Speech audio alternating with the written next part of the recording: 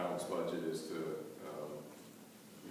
build on the business community, bring new businesses, encourage existing businesses to expand if they have the capability to do that.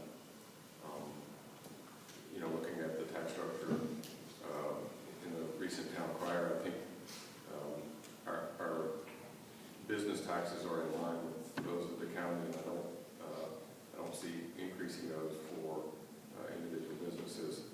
On the other hand, one thing that might be right for consideration would be an increase in cigarette taxes. I think they're towards the lower end of the communities that were included in that algorithm, and that might be one way that we can. That's certainly one way that we can inch a little closer towards balancing out. Okay, let's just go to Jerry and then across.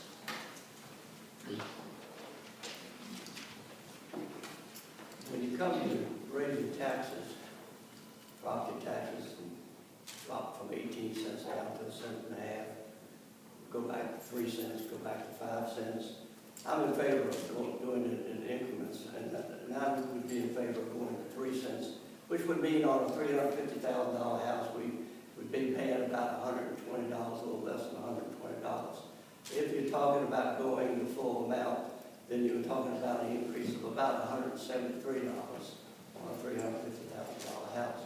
Along with what is going on in the county and they're raising their property taxes, I feel like to jump to 5 cents would be a big jump. And I'd really like to see them just do to the 3 cents. Property taxes have not carried their weight. They've been carried by the meatball tax in Washington. And we've got to get back into that through where the property taxes are doing it.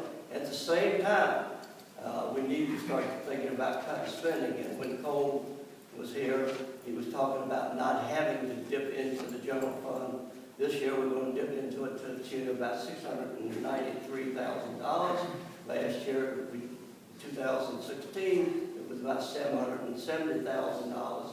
Sooner or later, the general fund is going to run out and continue to go down at the rate we're going. So I would recommend that we look at what we can cut in the budget. There are a number of places to cut in the budget. I'm really a fiscal conservative. I look at what is going on in the budget, what we're funding. There are not too many places we can go. Payroll is the biggest problem that we have, not a problem, but the biggest expense that we have. Next, that the comprehensive plan has to be done. That's another $173,000. It definitely has to be done. So there's certain things that we cannot cut, but there are some things that we can look into. I think I got turned off again, by the way. Okay, going now? In principle, I agree with Brett and Ken and Jerry. What I would like to add is it's been my experience that a budget is best managed if both sides of the balance sheet are taken into consideration. A lot of times we see shortfalls or pending shortfalls and we immediately drive revenue. Just the opposite sometimes happens, where all of a sudden we start cutting spending. Neither one of those equations on their own are going to work. There needs to be a strategic approach to it. I agree that a too large of a jump on either side, whether it be a reduction in services or cost to provide those services, as well as an increase on the revenue, I'm not sure if that's the best approach. I think we need to kind of put ourselves in a position to implement and then measure and assess where we are. I think that on the cost perspective, it's not so much about operating effectively. I think the town does a great job. When we experienced, the snowstorm, another one, this last January, I thought the town did a great job. The list goes on and on. I'd like to look at ways where we can operate a little bit more efficiently. That doesn't mean at the expense of effectiveness. I think we can be effective and be efficient at the same time. So my response to Lou's question regarding the budget, I think that we need to look at it. I'm the new guy. I don't want to make any false promises here based on the current lack of education that I have, that obviously I will get starting July 1st. But I want to give you kind of a general idea on my philosophy, my ideological approach when it comes to fiscal management. So thank you. Here's the bottom line. We have to get our fiscal house in order in this town. We've been raiding the reserve funds for far too long, and it's got to stop. It may not be possible to have a balanced budget this coming fiscal year. There's not a whole lot that can be cut. As far as I'm concerned, the priorities of government in this town are public safety, which is police and fire, utilities, providing water and sewer service to the residents, and economic development, trying to bring more businesses into the town. I know that raising the real estate tax from 1.5 to 5 cents may seem like a lot. But on the other side of that coin, look at what we give the residents for so little cost. You get trash pickup twice a week. You get recycling pickup once a week. If you compute that out over a month's time, it's like 40 cents a day for that. When my wife and I lived in Arizona, we paid $60 a month just for trash pickup. So it's all a matter of perspective. There's not a whole lot that can be cut, in my estimation, this year. But I can tell you, in my next term, I will only support things that are absolutely necessary. I will not support spending money on things that might be nice to have, but are not absolutely necessary.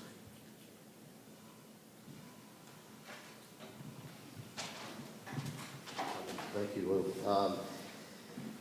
First, I can say I've never met a tax increase that I like. And I think most of us in this room probably agree. There are reasons why taxes need to increase, however, and this town has experienced some of the lowest taxes in the country for a very long time. In fact, they've come down. However, we have a budget crisis. We are taking money from funds that we should not be taking money from. And from what I could see, about $700,000 at this point. I congratulate our new town manager for having a good process in place. I attended the budget meeting, the first budget meeting, and thought it was very well organized, and I think there's a lot of work going into understanding it from the council. I certainly will spend more time on it. I was given access to it yesterday. But we have a lot of work to do in trying to balance the budget. At the moment, about 2% of the tax brought in is being borne by the residents, and a vast majority of the remainder is coming from businesses. We've got to get that balance. That businesses do pay a lot of taxes in this community. To me, the answer to all of it, ultimately, at least at this point in time, is economic development. We have to get more businesses in this town, and we have to support the businesses that are already here. And by doing so, we generate more revenue. It's as simple as needing more revenue. I agree that the expenses are going to be tough to find safely. This town is run pretty efficiently, and we do get a lot for what we pay. I think we definitely need to get more economic development, help businesses. And if there's an area of the government where we can be more efficient, it's in being friendly to business and allowing them to get through the process of actually operating the business daily without interference from us, from government. So, business development, economic development in the town of Summit. Okay, the mic can go back to Ken now, I think. And I just want to follow up a little bit on this tax hike proposal. Just looking for a show of hands. Raise your hand, please, if you agree with the statement, and this is premised on the town manager's report in the town crier. And some of you have already discussed this. If you agree, raise your hand. I believe through real estate taxes that town property owners, specifically homeowners, fail or don't provide their fair share of revenue to run the town. Do you agree with that? That's not really a well-phrased. I know, it's a terrible question, but I just want to understand. Everybody. Gotcha question. Yeah, it's, well. What about, do we agree that residents should pay a greater share More eloquent, thank you. I agree. Next topic, starting with Ken and going to Brett, and we'll go to Kevin and come this way. What do you think of the proposed mixed-use development that might include a movie theater, bowling alley, shops, restaurants, apartments, and condos along Walker Drive? So the development proposal in and of itself, and secondarily, a primary issue, which is on the council agenda tomorrow night, do you support the zoning text amendment that would at least allow consideration of such an application? Does that make sense? One, the development proposal overall, it's just a concept at this point, and secondarily, the zoning text amendment that would allow its consideration. Okay, thanks. So to the first question, I really haven't seen it. All I've seen is a very rosy schematic of what it might look like in Faulkner now. I'd have to see the entire application before I could really make a decision as to whether I would support it or not.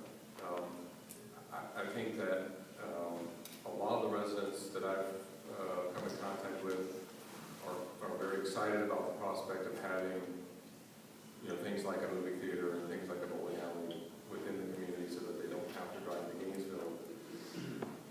But I think you have to take into consideration how that would affect the neighbors along Walker Boulevard, which are, the ones closer to the southern end of town or part of Ward 3. It's a lot of space. 300,000 square feet is a very large development. And I worry that something of that magnitude might establish a town center that's outside of Old Town, and it might have a very detrimental effect on the prosperity of Old Town and the merchants and restaurants that live there. So to answer your question, I'd have to wait until I can see the entire application before I can really make an intelligent comment about whether it's something that I can support or not. To answer the second question about increasing the amount of residential space from 15 to 20% in the iPod, I don't think that's all that significant of an increase. I think the main question is whether we want residential in that area to begin with. Okay, Brett? Walker Drive. Walker Drive right now is pretty much a concept. It's a sketch on a cocktail napkin. I